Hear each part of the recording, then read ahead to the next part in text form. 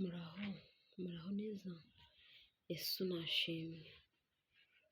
Amazina yanjye nitwa Mukeshimana Valentina, ndabasuhuje mwebwe mwese, inshuti bakunze b'ijambo ry'Imana, kandi muteze amatwi ndetse mugiriwe n'ubuntu bwo kubona ikiganiro cyanjye kuri iyi channel yitwa Women in God's Ministry. Iyi ni channel igiye kujya inyuzwaho ijambo ry'Imana n'ubutumwa bwiza bwa Gikristo mu buryo butandukanye uko Umwami Imana azadushoboza. Uyu munsi rero hari ijambo Imana yashyize ku mutima wanjye kugira ngo nzanire abantu mwese mukunda kumva ijambo ry'Imana. Iri jambo dusanga mu Bakorinto ba mbere ibice 3 umurongo wa mbere kugeza ku murongo wa 22. Reka dusome. Umutwe w'amagambo uravuga ngo kamere y'Abakorinto ibavutsa kwigishwa ibikomeye. Bene data, simbashije kuvugana namwe nk'uvugana n'ab'umwuka, ahubwo navuganye namwe nk'uvugana n'aba kamere cyangwa abana b'impinja bo muri Kristo. Nabaramije amata, sinabagaburiye ibyo kurya bikomeye, kuko mwari mutarabibasha, kandi nanone ntimurabibasha kuko mukiri aba kamere. Ubwo muri mwe harimo ishyari n'amahane, mbese ntimumara aba kamere koko? Ntimugenza nk'abantu, ubwo umuntu umwe avuga ati jyeweho ndi uwa Pawulo, undi akavuga ati jyeweho ndi uwa Apolo, ntibigaragaza ko muri aba kamere? Mbese Apolo ni iki kandi Pawulo ni iki? Si abagaragu batumye mwizera nk'uko Imana yabahaye umurimo? Ni jye wateye imbuto, Apolo nawe arazuhira, ariko Imana niyo yazikujije. Nuko utera ntacyo aba ari cyo, cyangwa uwuhira keretse Imana ikuza. Utera n'uwuhira barahwanye, kandi umuntu wese azahembwa nk'uko yakoze umurimo we. Kuko twembi Imana ariyo dukorera, namwe mukaba umurima w'Imana n'inzu yayo. Nk'uko ubuntu bw'Imana nahawe bungana, nashyizeho urufatiro nk'umwubakisha mukuru w'ubwenge. Undi yubakaho, ariko umuntu wese yirinde ubwo yubakaho, kuko nta rundi rufatiro umuntu abasha gushyiraho keretse urwashyizweho ari rwo Yesu Kristo. Ariko umuntu niyubaka kuri urwo rufatiro izahabu cyangwa ifeza cyangwa amabuye y'igiciro cyinshi cyangwa ibiti cyangwa ibyatsi cyangwa ibikenyeri, umurimo w'umuntu wese uzerekanwa urya munsi, niwo uzerekana kuko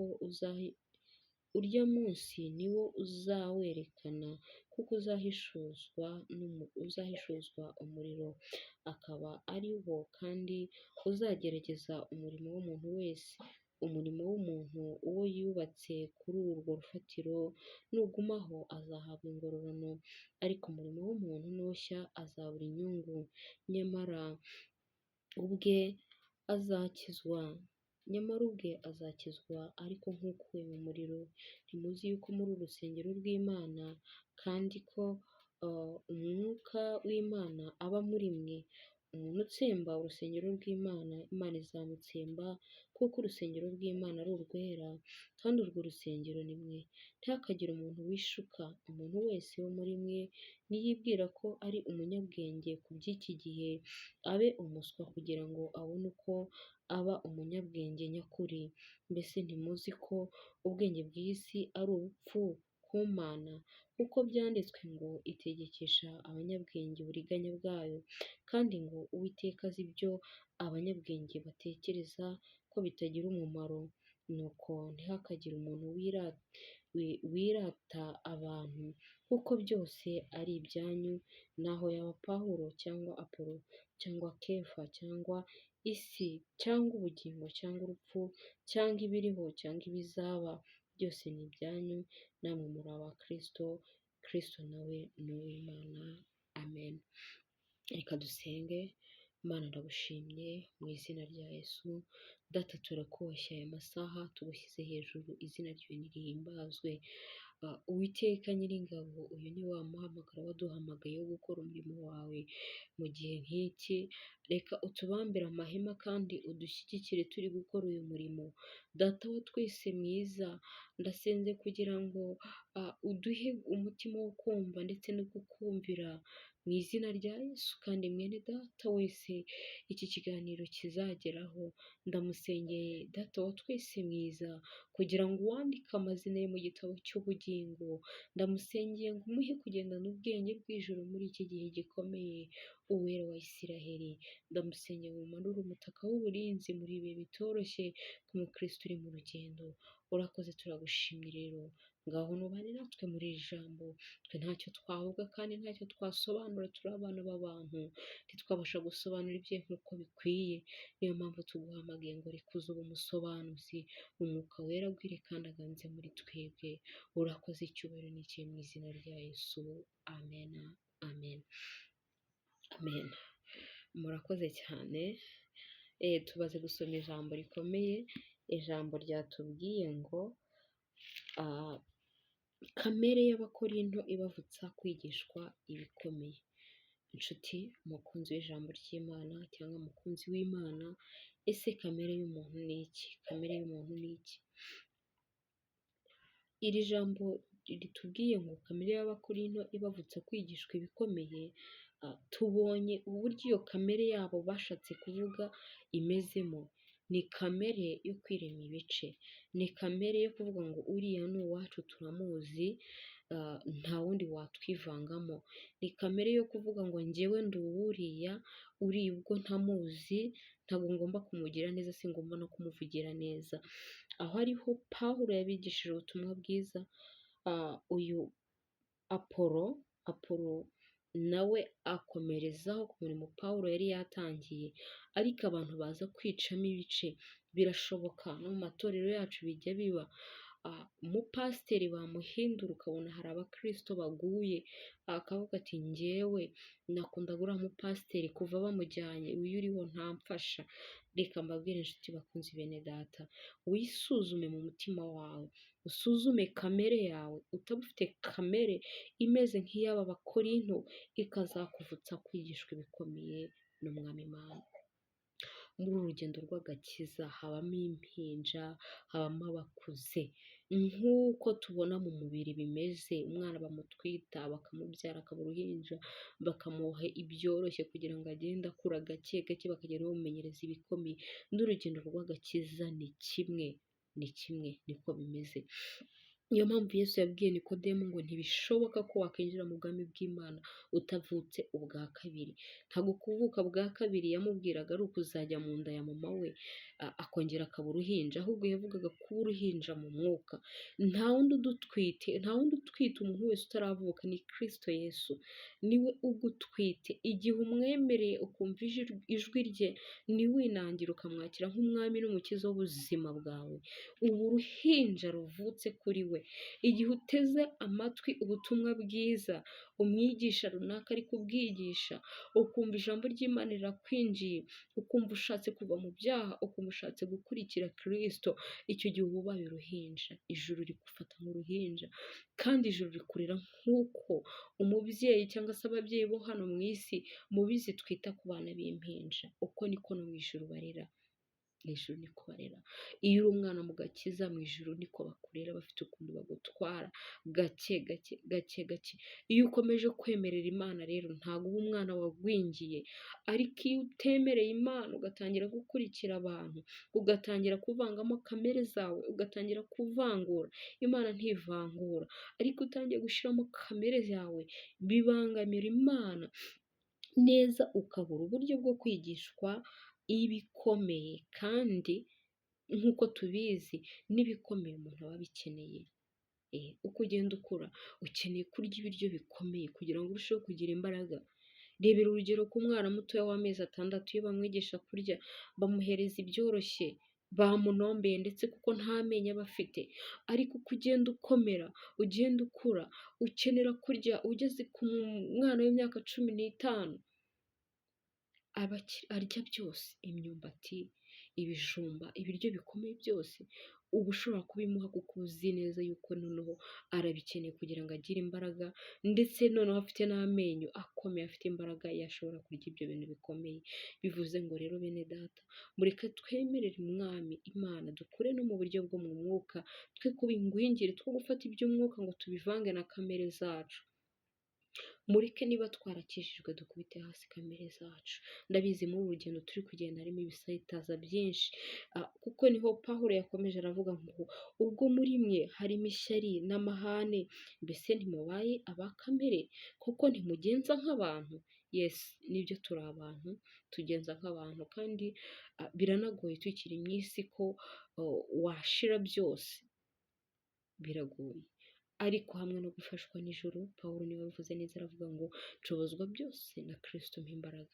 Birashoboka ko muri sosiyete ubayemo irimo abantu baguporovoka, ukisanga wagize umujinya, ukisanga wagize amahane, ukisanga wagize ishyari, ariko ishyari ryo sinaritindaho mvuga ngo umukristo wese yakabaye atakigira ishyari. Nta mukristo ugira ishyari, kuko twese turabizi neza ko turi abana b'Imana, turabizi ko Imana idukunda.